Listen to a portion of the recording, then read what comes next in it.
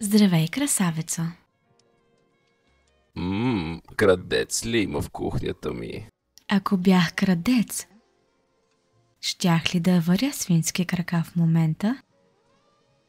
Доста се постарах да ги сдъвча.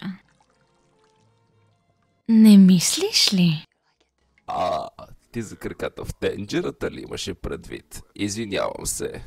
Да не би да си преместила късметлийският ми фиджет спинър на Мики Маус. Ще ти го дам, когато си го заслужиш. Така ли ще играем? Да.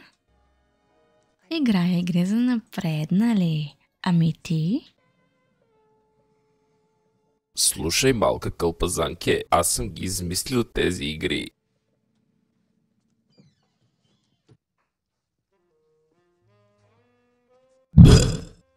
Извинявам се. Нима вече си ял?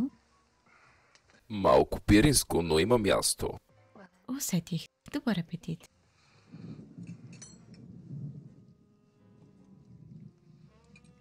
Интересно. Почти колкото разговорът със съседа ми по-рано днес. Бях на кристала и беше без чувства. Не, той ми каза, че са намерили баба му мъртва на пода, държейки снимка на Борис Дали. Много странно. Може би искал разнообразие. Как е месото? Не знам, ти прецени.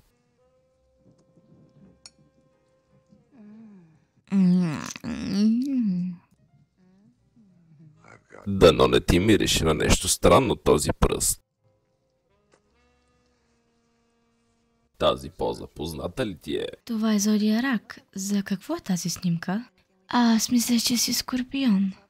Трябва отново да погледна дали сме съвместими. Надявах се по-бързо да го схванеш. Аз малко си падам изрод. Изрод? Аз също мога да бъда изрод. Само кажи. Не знам дали си готова за това, но както знаеш, аз харесвам крака. Но ще те разбера, ако искаш да я караме по-бавно. Не, Франк, страхотен си. Миришеш на босилек, сигурно е манджата.